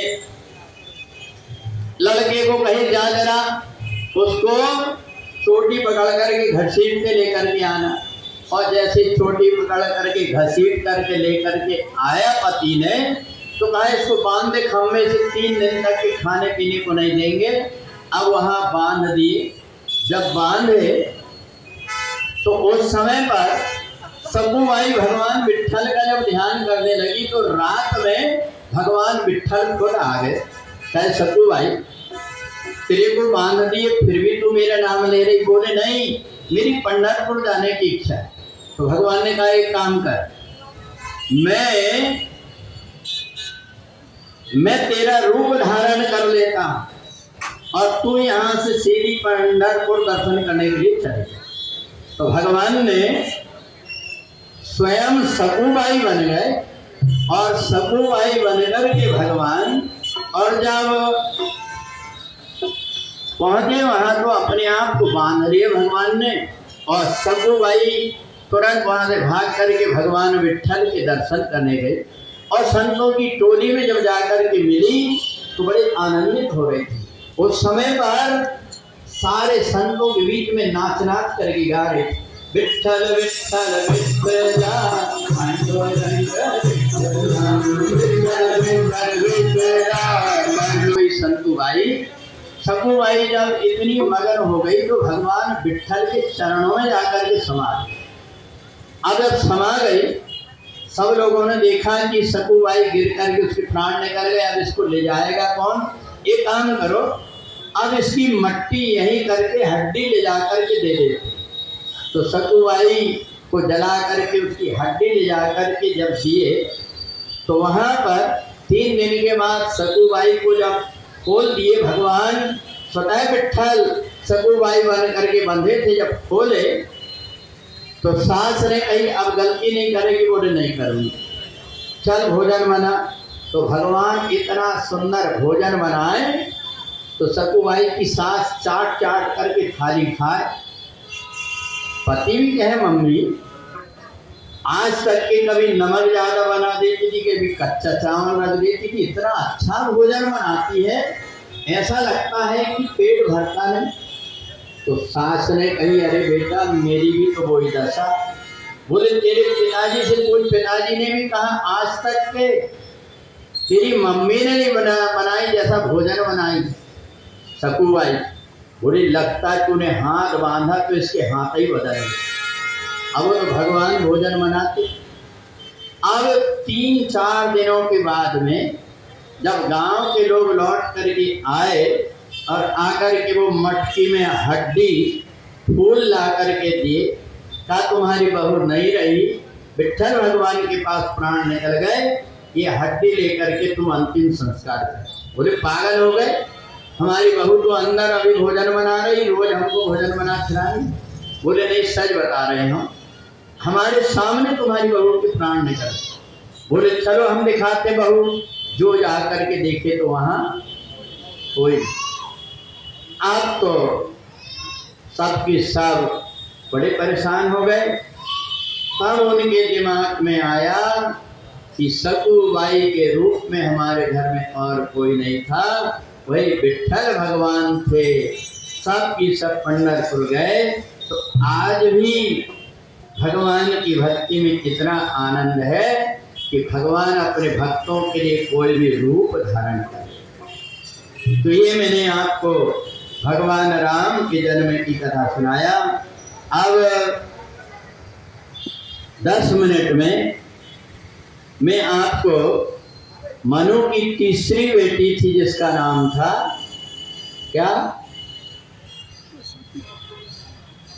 प्रसूति। उसकी बेटी जो सती थी, उसने जब प्राण त्यागा तो प्राण त्याग के समय उसने क्या किया था, सती मरत हरि सन बर मांगा, सती मरत हरि सन बर मांगा, जन्म शिव पद अनुरागा, जन्म शिव यही कारण हिमें गिरी रह जाई, यही कारण हिमें गिरी रह जाई, जनमी पार्वती सनमाई, जनमी पार्वती। सती ने शरीर छोड़ते समय भगवान से कहा था कि जब कभी भी मेरा जन्म हो भगवान शंकर ही पति मिले, इसलिए वो हिमांचल के यहाँ पार्वती के रूप में जन्म ली। और उनने बड़ा तपस्या की थी, सूखी पत्ती खा करके भगवान शिव की आराधना किया था, बेलपत्ती। और अभी व्रत आने वाला है, कौन सा पता है, तीजा का त्योहार। तो जब पार्वती जी को नारद जी ने बताया कि भगवान शंकर ही पति मिलेंगे, तो तपस्या करने के लिए जंगल में चली गई पार्वती। और वहां अपने साथ में एक सहेली को ले गई थी जिसका नाम था तिजिया।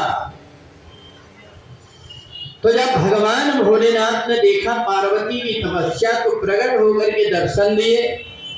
पार्वती जी से कहा कि मैं विवाह करने को तैयार हूं, तुम अपने माता पिता के यहाँ चले जाओ। तो तिजिया भगवान के चरणों में गिर गई, बोले बाबा मेरे को भी कोई वरदान दे दो।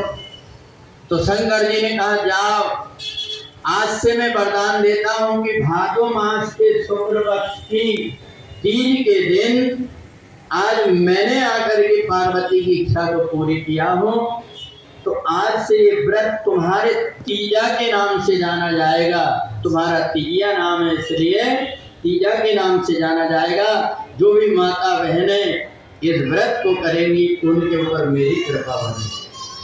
तो इसलिए वो व्रत को तीजा के रूप में मानते। अब इधर हिमांचल बड़े प्रसन्न हो गए। तुरंत उन्होंने एक पत्रिका लिख करके और भगवान शंकर के पास में भिजवा दी। सारे देवता तैयार हो गए विवाह के लिए, सब देवता तैयार। पार्वती कहाँ है, पार्वती को लेकर गया। पार्वती जी को, शंकर जी को पार्वती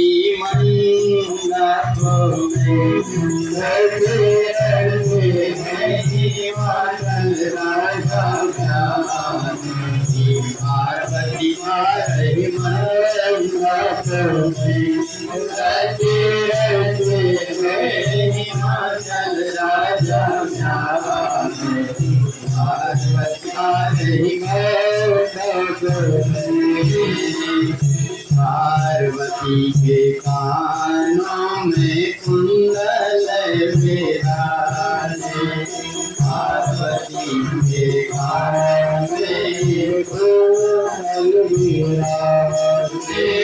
हर बाकी अजब बहार, पार्वती आ रही मंदिरों में, रचे रचे रही मंदिर पार्वती आ रही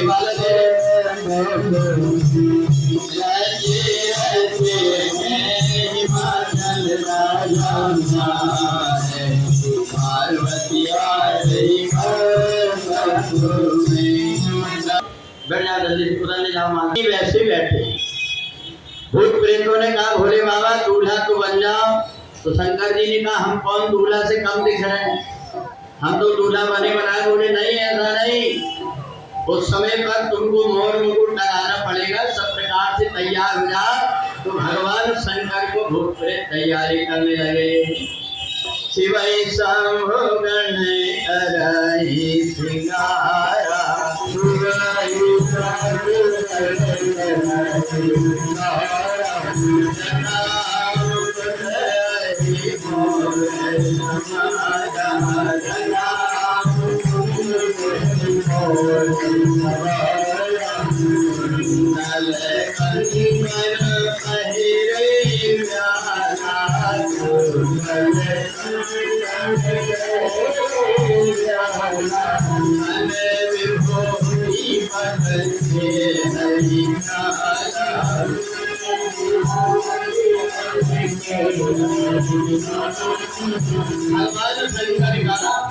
भूत प्रेतों ने जैसा बना वैसा श्रृंगार कर दिया। शंकर जी ने एक शर्त पहले ही रखा था कि हम दूल्हा तो बनेंगे परंतु बाहर का किराया का कोई सामान नहीं लाएंगे। हमारे पास ना तो किराया देने को है ना बाद में उधार लेने का, इसलिए जो हमारे पास है उसी में सजा। तो भूत प्रेतों को जो मिला उसमें सजा दी।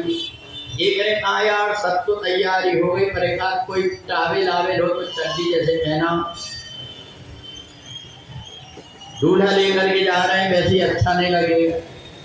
तो एक ने कहा कि एक काम करो कि अपन टावेल आवेल तो कुछ है नहीं है, ये जो इनका बाघंबर है यही पहना है। तो वही लेकर के और लपेट दिए। अब बाघंबर में ना तो बटन ना तो चैन और ना तो कोई हुक, पहनाए तो कैसे पहनाए। भूत प्रेतों ने कहा एक काम करो, एक तरफ एक भूतनी को पकड़ा दो, एक तरफ दूसरी भूतनी को। तो कहा भूत प्रेतों ने जब दूसरे को नाचते देखे तो छोड़ दिए, हमको नहीं, हम भी नाचेंगे। तो सबने कहा कि फिर क्या करें। बोले एक काम करो कि नाड़ा डाल दो, सांप का एक नाड़ा डाले और जैसे ही बारात चली सब नाचने लगे। और उस समय बाजा बजा, अरे नाचे जो करिया नाग रे, नाचे जो करिया नाग रे, भोले शंकर के दूल्हे में देखो, नाचे जो करिया नाग रे, नाचे जो करिया नाग रे, नाचे जो करिया नाग रे, भोले बाबा दूल्हा बन गए, नाचे जो करिया नाग रे, अरे नाचे जो करिया नाग रे, करिया नाग रे, भोले बाबा दूल्हा बन गए, नाचे जो करिया नाग रे, अरे नाचे जो करिया नाग रे, नाचे जो करिया नाग रे, भोले बाबा दूल्हा बन गए, नाचे जो करिया। हर हर महादेव। अब इधर भगवान शंकर के गण सब नाच रहे थे, तो करिया नाग भी नाचने लगा शंकर जी जैसे कि वैसे। अब इधर वो देवताओं ने कहा एक काम करो अपन आगे आगे चलो, पीछे आने दो शंकर जी को। भगवान शंकर डूडा नांदिया में बैठ करके और चले आ रहे हैं। भूत प्रेतों की आवाज सुन करके पूछ पूंछ तरफ मुंह कर लिए और बैठ कर के चले आ रहे। अब इधर पार्वती की जो माता जी थी, पार्वती जी की माता जी ने बढ़िया से आरती की थाली लेकर खड़ी थी। दूल्हा आएंगे, आरती उतारूंगी। इंद्र आया, बोले आओ आओ चलो चलो आरती उतार। नारद जी ने कहा रुको रुको, ये दूल्हा नहीं है, ये तो दूल्हा का नौकर है, इंद्र है। बोले दूल्हा का नौकर इतना? बोले हाँ। इतने में भगवान विष्णु आए। पार्वती की माँ ने कही मैंने उतारो उतारो आरती। नारद जी ने कहा रुको रुको, ये तो दूल्हा के मित्र हैं। पार्वती ने कहा वाह नारद जी, तुम्हारे 10 बार पैर पड़ूं, कितना अच्छा दूल्हा, जिसके मित्र ऐसे, जिनके नौकर ऐसे, तो दूल्हा कैसा होगा। इतने में शंकर जी की बारात आ रही थी। नारद जी ने सोचा कौन पेटे यहाँ पर, आगे निकल लो। तो मैंने ने कही रुको तो दूल्हा बता दो। बोले माता जी जरा आगे बारात की व्यवस्था करना है, पीछे दूल्हा आएगा, बैठे हुए तुमको अलग दिख जाएगा, तुम चिंता मत करो। अब उधर से भगवान शंकर की बारात आ रही है। पार्वती जी ने देखी, सखियों ने कहा देखो देखो, अरे देख ले री मेरे भंडारे आ गए आ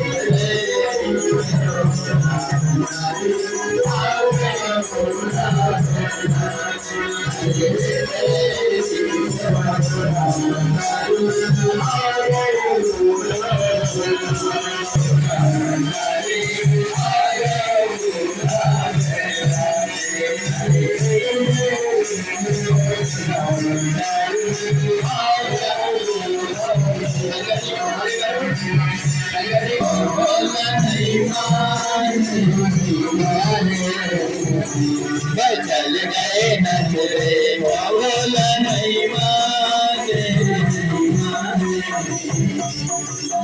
गए नचले बोल नहीं माने, चल गए नचले हम को बचो नहीं डरे, पांडव के हो गए हम को बचो पांडव के दीवाने, बोलो लहर लहर लगे चल गए नचले बोला नहीं माने, चल गए नचले बोला नहीं माने, चल गए नचले।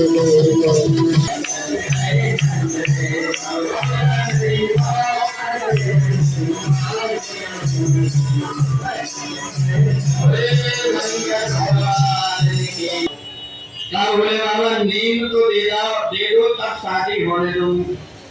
तो शंकर जी ने कहा ये नींद क्या होता है। बोले रुपया पैसा कुछ दो। शंकर जी ने सोचा कि अब तो बेइज्जती होगी, रुपया पैसे कुछ है नहीं। शंकर जी ने भूत प्रेतों से कहा एक काम करो, तुम जल्दी से जाओ पैकिंग करके लिफाफा लेके आ जाओ। बोले क्या लेके आ, पैसे देने तो है नहीं। बोले जो कुछ है वो ले आ। तो भूत प्रेतों ने पीली पीली रंग की पैकेट में पतैया भर दी और सफेद पैकेट में भर दिए क्या बिच्छू, और लागे शंकर जी को दिया। बोले लो लिफाफा, ये शादी में। तो नमनिया को बुला करके लिफाफा दिए, तो नमनिया को बुला करके लिफाफा दिए और पंडित जी ने कहा जहाँ तुम पानी लेकर के आओ। तो नमनिया ने क्या करी कि वो पैकेट लेकर के एक इधर पहुंचे और पीले वाले पैकेट लहंगा में पहुंच गया, गिर न जाए।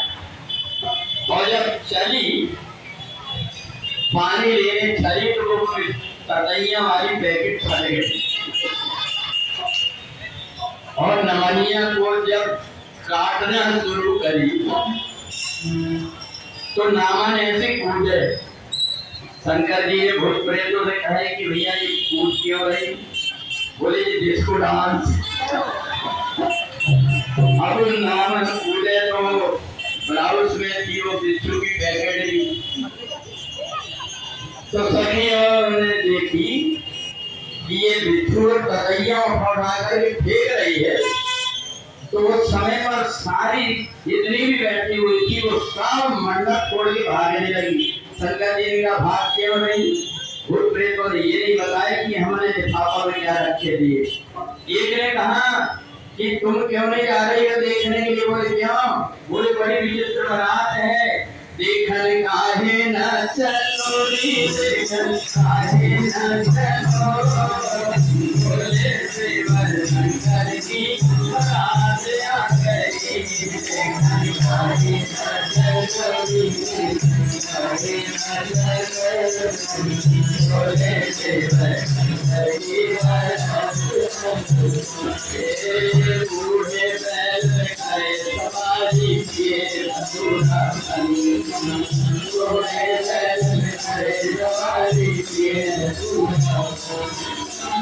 दूसरी थाली नाच रही है मजा रहे